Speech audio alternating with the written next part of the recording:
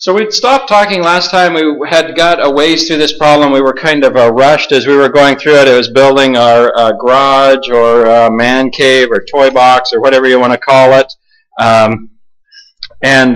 We thought about making a span of 40 feet so that we can get 2 cars in there deep, because that's your goal in life, is probably to collect as many automobiles as possible. So we want a 16-foot door here.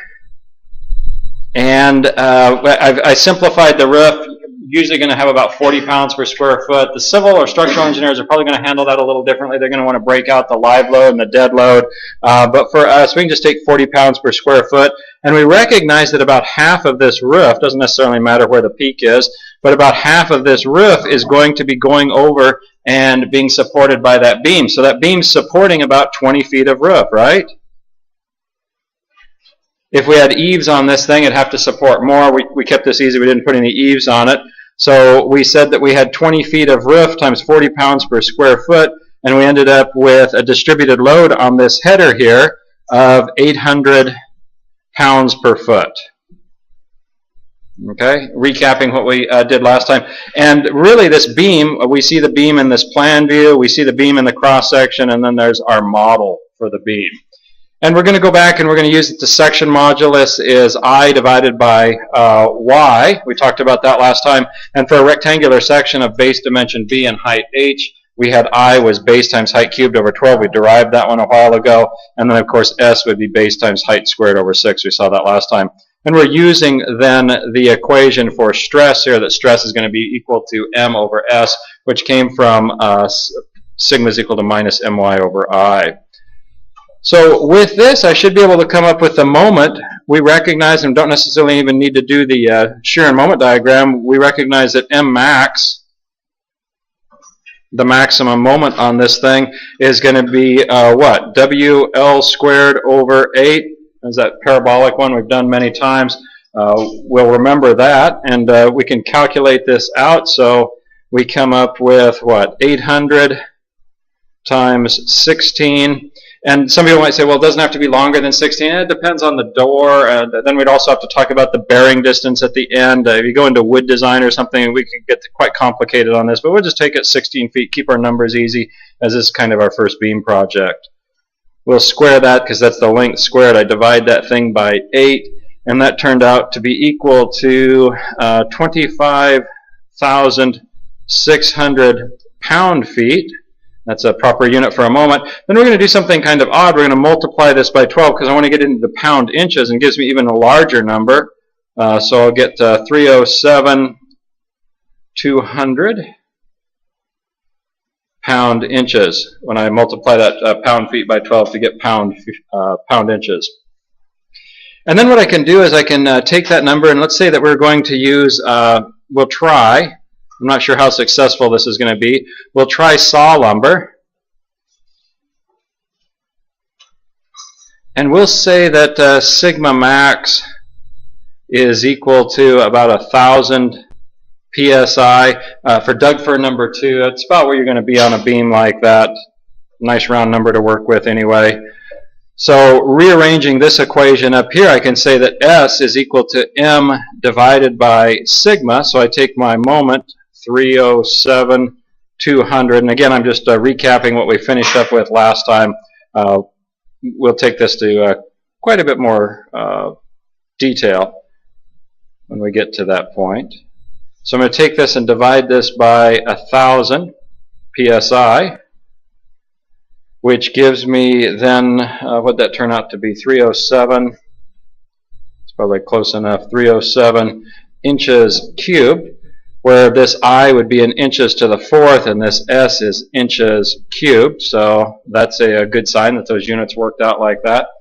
And then we could work our way through that. I think I said that we went and we set this 307 equal to this base times height squared over 6.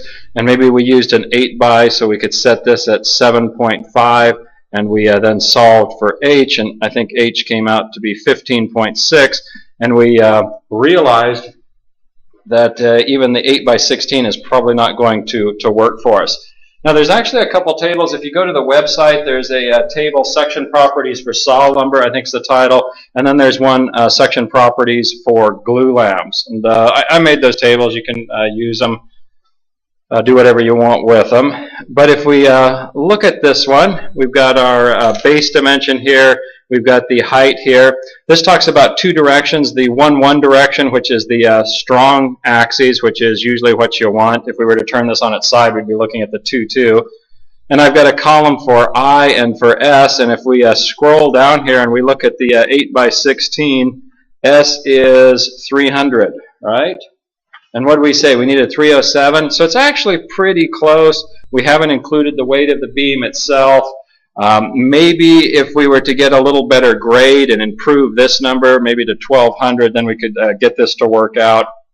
We'd still end up with a really large beam, a fairly unusual beam. They're not making beams that size anymore. And then we run into the problem here with the beam is so wide. This distance right in here is so wide you can't fit it into the wall anymore.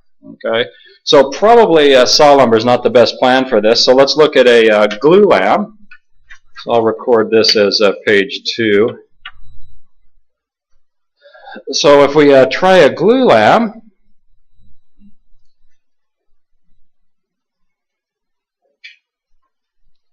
we're going to take the bending stress, and there's all kinds of different grades of glue lamp, but Sigma Max, pretty common one, is about 2400.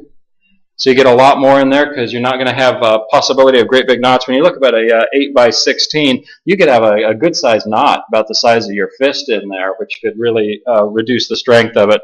Whereas if you look at a glue lamp, more of an engineered product, you're going to get a higher stress value out of it. So what I need to do is I need to go back. I'm going to take this 307,200 now and divide now by 2400. And what do I come up with?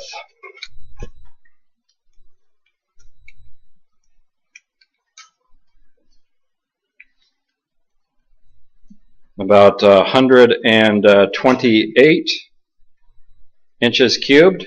So that's not too bad. That's looking better. So if you go again to the website, there'll be a table, and this is, I think I've blown this up a little bit. It's still hopelessly small. There's a lot of different glue lamp sizes, so the table can be quite large. And I'll set that aside. And that's probably even too small. It still has the same 1-1 direction here. So let's look at this.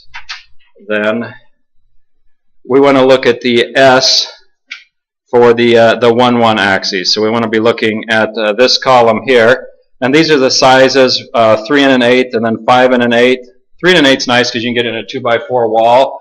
You might say, well, aren't we going to build this out of 2x6s? No, if I can build out of 2x4s, I will. Usually nowadays we're building houses out of 2x6s, not for the structural requirements, but more for the insulation requirements. So if I can get this done with 2x4s, that'll save me some money. Because we'll probably put a wood stove in this thing to heat it, right? I mean, that's proper cave.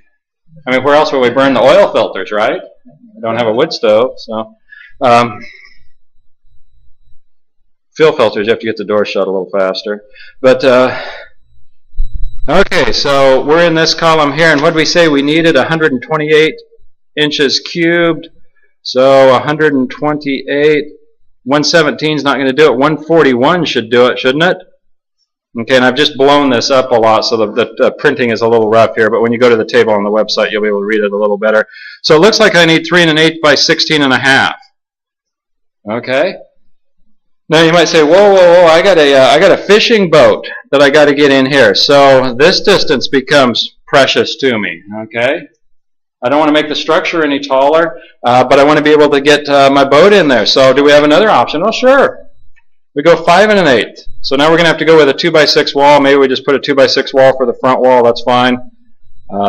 So I worked my way down this column. I'm at 5 1/8. And what do I need? I still need 128.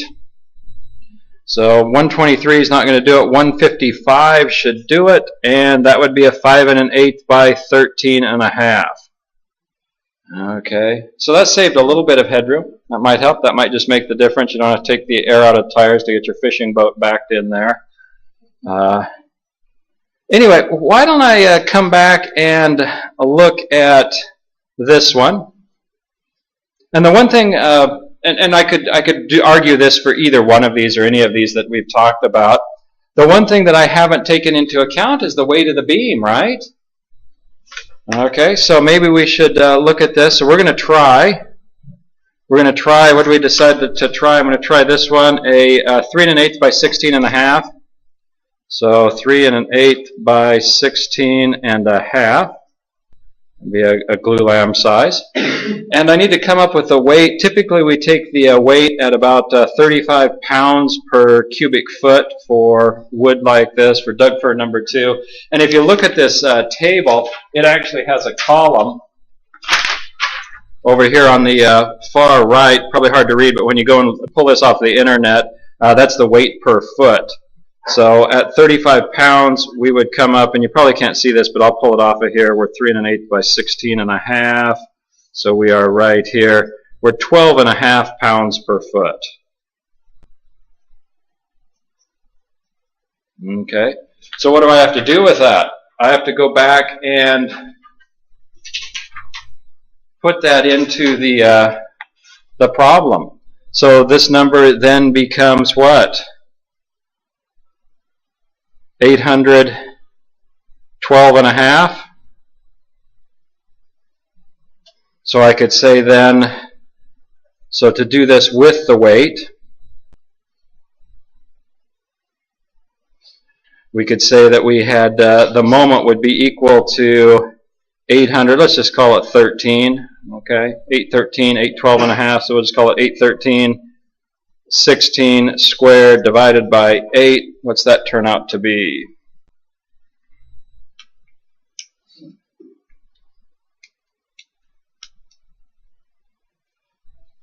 $26,016 pound feet. I multiply that by 12, and I come up with 312.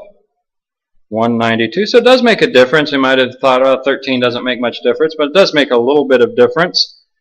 So then I'm going to take that number 13, whoops, wrong way.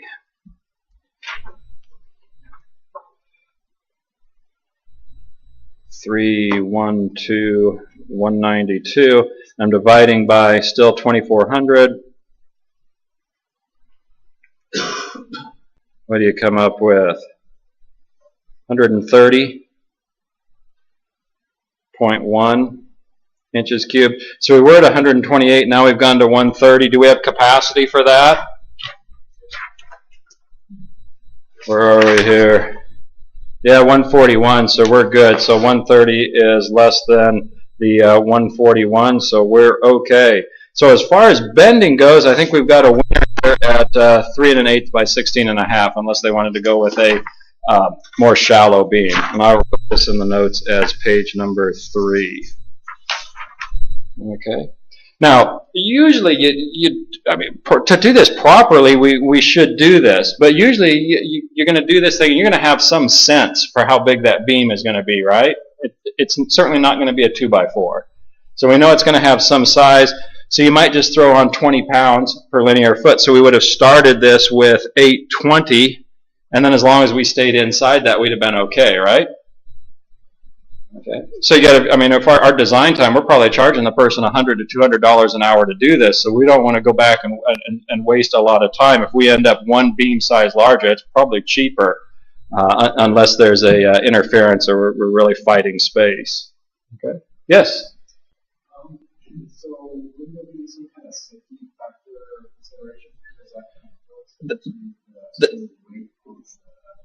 Yeah, the safety factor is usually in this number right here.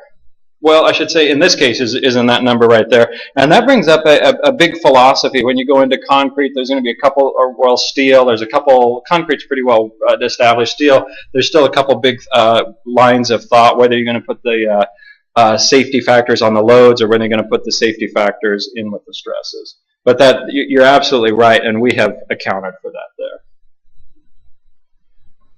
Other questions? The other thing that we haven't taken care of before we, put a big bill on this and send it out the door is we haven't dealt with shear stresses. We've got to talk about that.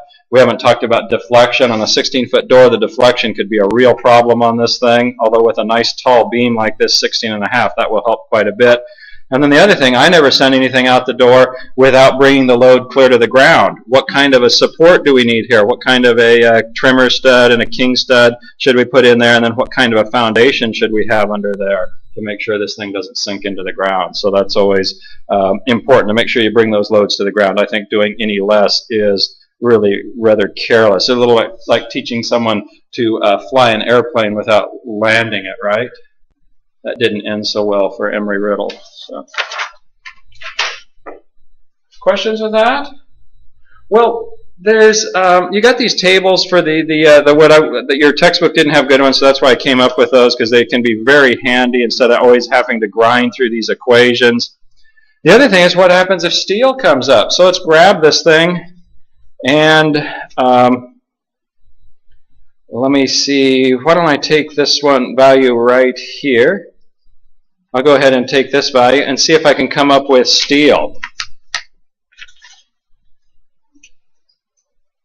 So we'll say steel. Well, I guess I'm going to go, we'll say that our moment is equal to 312,192 pound inches. And sigma for steel, if we use A36 steel, that would be 36,000 psi, and then we're going to automatically put a safety factor on it. So we come up with 24,000 psi, okay, which is kind of nice. So that when I take this M divided by sigma, what do I come up with? Isn't that the M for the weight of the wood fish? Yeah. That gave me an extra 13. You want to use the other M? Well, that would be for the distributed pound per foot of the wood. Yeah.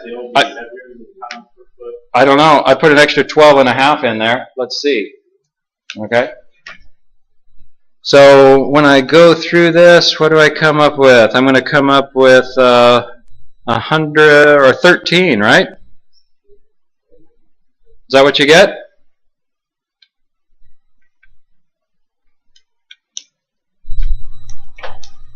Yeah, 13 inches cubed. So then you can go to a lot of tables, your textbook. You can look in the back of your textbook, and it's got steel tables. They're actually probably from the steel construction manual. And the way these tables work, is it still in focus? Oh, relative. You can kind of see where I'm pointing. Try not to write up the book here. W24 by 104. What that is when it says W, for instance, a W20 by 104. I guess that was a 24. So what that means. So 24 by 104 means that this is a wide flange designation. So it's like these columns that we have in class here. The flanges are parallel to each other. That is, this surface there is parallel to each other. Comes down like this. We have another one like that. And it's symmetrical, which is good because this section only works if it's symmetrical. And what this means is that the nominal dimension here is 24 inches. That doesn't mean that it's actually 24. It's just going to be close to 24. Okay, it might be 23.5, might be almost 25, but it's somewhere around 24. Okay, we can look up the actual depth in the table here. For instance, this one is 24.06, and you can see some of these. There's 23.9, so it does change. And then what's the other number? The 104. That is pounds per foot. So if we cut off a 1 foot long piece of this, it's going to weigh 104 pounds. And that gives you some idea of how thick and sturdy the section is. So if we look at this table here, what I want to do is I want to come up with an S value for the XX axis that is 13. So I can go down on this table. No, there's none there. Those are all too heavy, right? I'm buying it by the pound, so I want to get the lightest section possible. There's 13.8, right? Anything lighter than that? I think that's about it. If I go with shorter, for instance, down here, I could go with this 20.9, but that's going to be 24 pounds per foot. 13.8 is 15 pounds per foot. So if I have the height, I can get more strength with a lighter beam if I go with a taller beam. So that W10 by 15 looks like a good plan. So a W10 by 15 gives me, what was the number on that? W10 by 15, 13.8. Okay. So what was our allowance in weight per foot here? We were 13, weren't we? Versus 15. So we're fairly close. We probably want to run the numbers on that and check that. We're probably fairly close. Should be okay. So W10 by 15 should work. And you always want to try and get the lowest number over there. So you'd probably want to run back through this thing and take your distributed load now as 800 and rather than 813, take it as 815, see what it comes out with. Had we gone with the 820, we would have been good to go, right? So as you do this more and more, you'll figure out ways to shortcut this. So W10 by 15 would probably be a good choice for us. That's if we wanted to go with steel. If we got a wood structure, we tend to like to use wood because people that work with wood structures, they don't necessarily like to deal with steel. It takes a whole different set of tools and things like that. Now, these are just an excerpt in your back of your textbook. If you want to look at the full set of tables, if you go with the manual of steel construction, those of you going to civil structural engineering will deal with this quite a bit. They've got lots and lots of tables in here that go through this. Where are the tables? Come on, tables.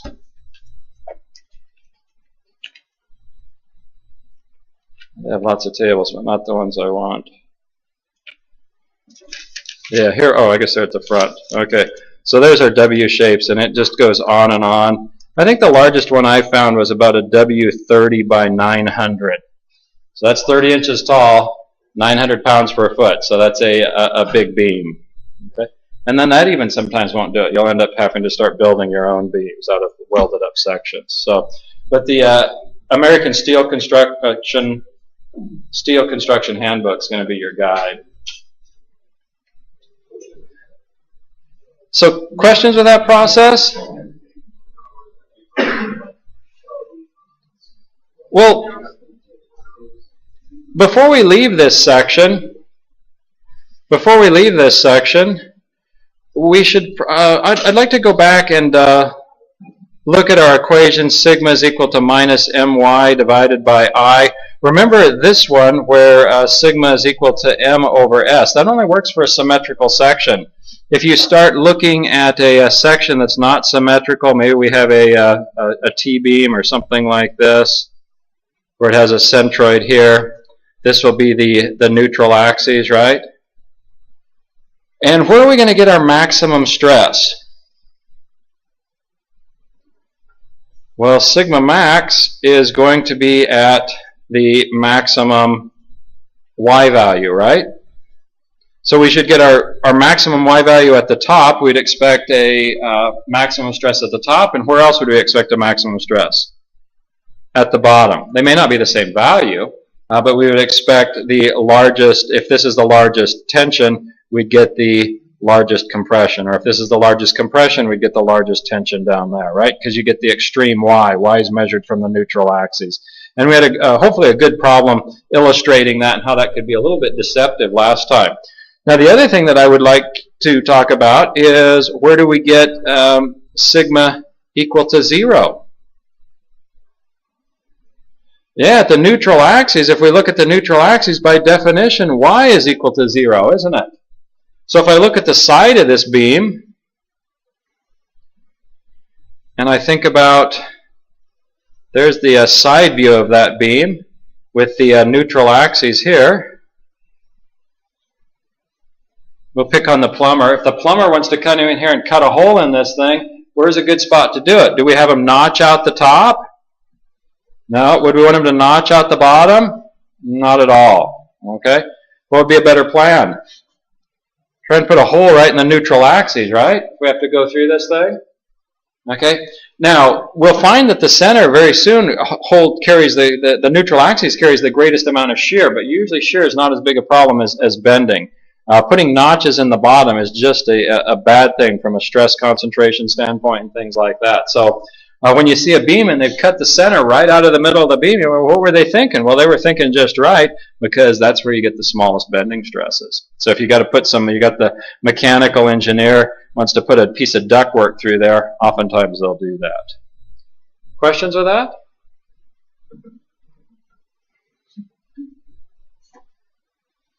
Okay, 2, 3, this will be 4. Well, I said we needed to talk about shear, so I guess we'll go ahead and get started with that.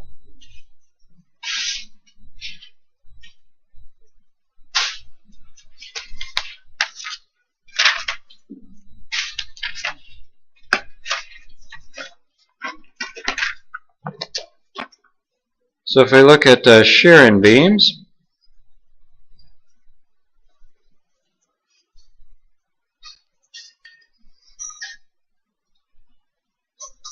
if I talk about, I go back and we would take a beam here, let's say,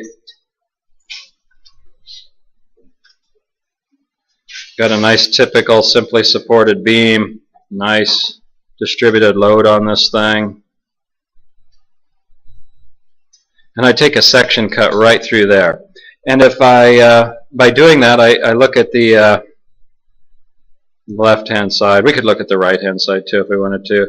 This will look something like this, and it'll have then this neutral axis coming out through here. And if I look at the bending stresses that we've been talking about, we saw that we would have maximum compression at the top, maximum tension at the bottom, and then those would vary linearly as it went down, right, to 0 at the neutral axis. Okay, so that's a recap. Now, to spoil the surprise here, if we look at shear, what this is going to look like for shear, and we'll quantify this shortly. We've got the neutral axis here. We actually have a maximum at the neutral axis, and it's second order. Okay, so it's going to be something like this, where it comes to this point with where this is sigma max here. This would be tau maximum. So we actually get the smallest 0 shear stress at these extreme outside edges where we have maximum bending stress, but we get maximum shear stress at the neutral axis where we have 0 bending stress. One way that you can actually kind of demonstrate this to yourself is you could imagine if you were to have a couple pieces of wood or popsicle sticks, however you want to build this thing. You put them like this and you try and use them as a simply supported beam. And if you don't glue them together and nail them together as you load those things up, let's say you put a load in the middle, they're going to be allowed to slide across each other, aren't they? Okay? And that sliding across each other is what we want to stop, right? You can actually demonstrate this to yourself with your hands. If you take your hands, I guess maybe you can kind of see this. Take your hands and put them together and then try and bend your hands one way and the other way. And you'll actually feel your palms sliding across each other. Okay? That's what's happening with the shear. So if we wanted to make this arrangement of this beam with your hands stronger, or this arrangement here stronger, we'd glue these together. We'd try and put some nails through here to try and keep them from sliding across each other. So that's what we're talking about when we're talking about shear. Now if I try and quantify this a little more, I could put a stress element maybe right here, and that stress element would look like this. I have those normal stresses, sigma, which were minus my divided by I. And over here I might put a stress element, and on that stress element we would have these shear stresses. And those shear stresses would take on a value tau, where tau is equal to VQ divided by IB. So let me look at that equation. Let me write it a little bit bigger. Tau, the shear stress due to bending, is equal to VQ divided by IB. And you know, if you go into civil engineering and structural engineering, they'll probably call this F sub V for your shear instead of tau, but that's fine. It's really describing the same thing. Your author does a nice job of developing this, so I'll leave that development to your author. I'm going to talk about how to use this and what each of the pieces are. So I is defined as the area moment of inertia.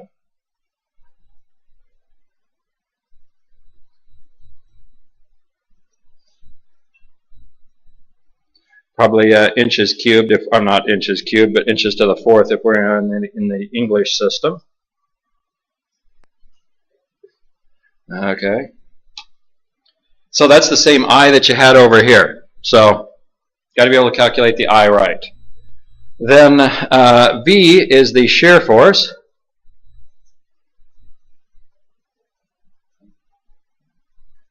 That's from the shear diagram.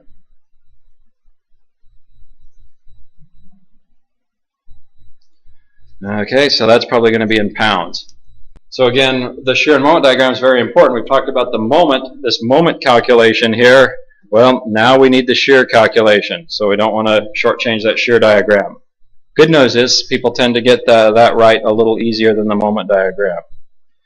The B is the width of the beam.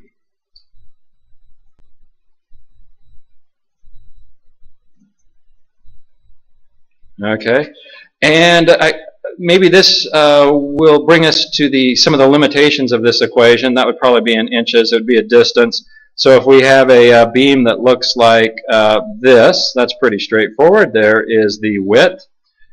If we have a I-beam or a T-beam, that's fine too. If we're interested in the shear stress down here, there's the width. If we're interested in the shear stress up there, that's the width.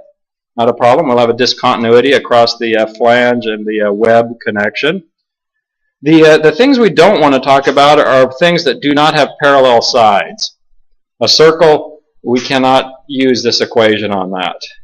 A triangle, nah, we can't use this equation on that. Okay? So it has to have parallel sides.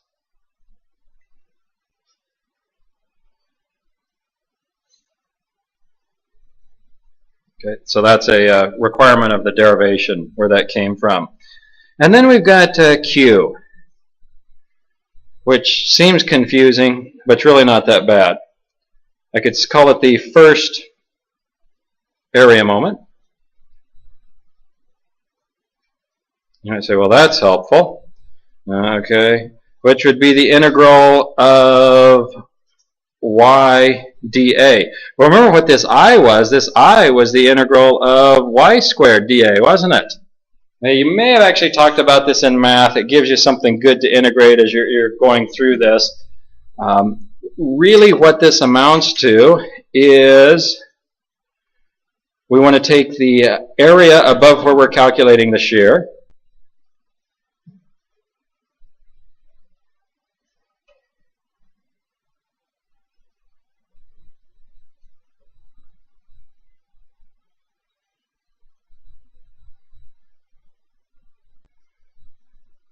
So I take the area above where the shear is to be calculated, and I want to multiply that by the distance from the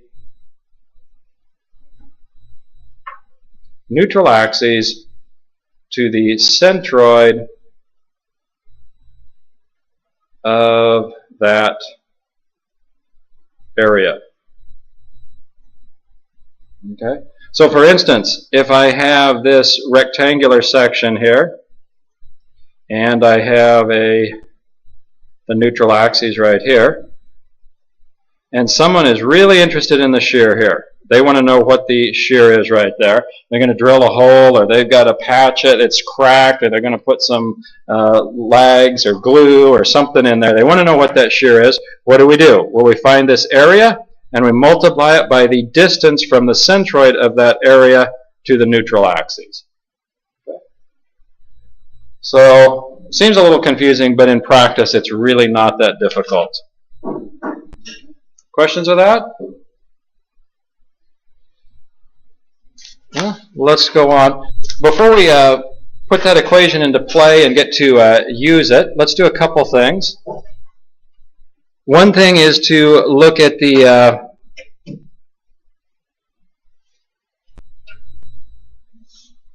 height to depth ratio. So in a case here where the height and the base, where I have that the height is quite a bit larger than the base, this equation, tau is equal to VQ divided by IB, it's okay. We could even say it's good. Okay? If I have something where H is equal to B, which would be a square section, right?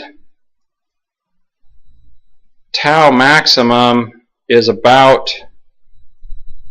13% larger than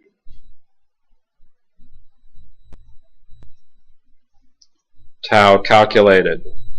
So when you calculate the shear stress with that, the actual stress is going to be a little bit larger than that. Most of our beams look like this, so this is not real problematic. Okay. Now, if we end up looking at designing the stresses in a diving board, where it's something that looks like this, where the height is very low and the base is large, we're trying to do a diving board. I mean, you know what I'm talking about with a diving board, right? It seems like most pools don't have them anymore because people get hurt on them, but you know, yeah. Right? Yeah. Everyone has been on a diving board? Okay, great. Okay, no guts, no glory. So if H is less than the base dimension, this is no good. Okay, we just can't even use it. There's no way of fixing it. Okay, so I mean, the structural people that get into stuff like this, they'll go back and do analysis and come up with another equation, and that's fine. The good thing is most of the time, what we're looking at looks like that. Obviously, if we're looking at a circular shaft, then it's no good because we already talked about that. The sides have to be parallel. Well, the last thing maybe we should talk about with this thing is the units. So the units for tau is equal to VQ divided by IB. And I think we had talked about some of those. We said I was inches to the fourth. So I have inches to the fourth. And then we said that V was pounds. That's off the shear diagram. And B was in inches. And then Q, I didn't do Q. What should Q be? Well, inches times what? Inches squared should give me inches cubed, right? So Q is inches cubed. What's this thing turn into? Get to cancel that with those, and I'm left with pound over inch times inch, which would be pound over inches squared, which is PSI. Does that seem like a reasonable value for stress? Yeah, fine value for shear stress. Okay, so the units work out pretty decent on that thing. Questions with that? Well, one of the things that we're going to get to next time is we're going to look at this shear across a cross section. And maybe we'll look at a couple different cross sections. Maybe we have a beam that looks like has a cross section like this, and we'll plot the shear over that. Maybe we'll look at the was it a T or was it an I that I had next? Yeah, it's an I shape. So maybe we'll look at the shear stresses over something like that. And then where we'll go from there is shear flow. Let's say that you're going to build this I section up by nailing together wood. The question probably comes to mind is, how many nails do I have to put in there? So we'll talk about that. If we know how much each nail would hold, how much we have to put in there, that's the topic of shear flow. You don't want too many, because you could split out the wood. It also costs money to put in nails, right? You got to buy the nails. You got to pay someone to put them in. What's that? Well, screws would be fine too if you got a pocket full of screws. So that's whatever. I mean, if the beam is steel, what are we going to do?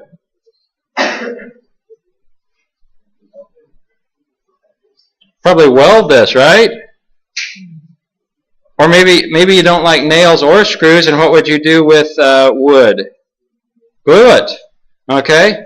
So we can answer all those questions with shear flow. Certainly if we're welding, if I don't have to have a continuous weld there, I would like to avoid it, because the less amount of weld I can put in, the cheaper it's going to be. I don't have to hire someone to do it. I don't have the heat distortion. And also, if one weld cracks, it doesn't propagate through the whole thing if I don't have a continuous weld. So we'll talk about those next time when we get together after we do that quiz. So take care till then.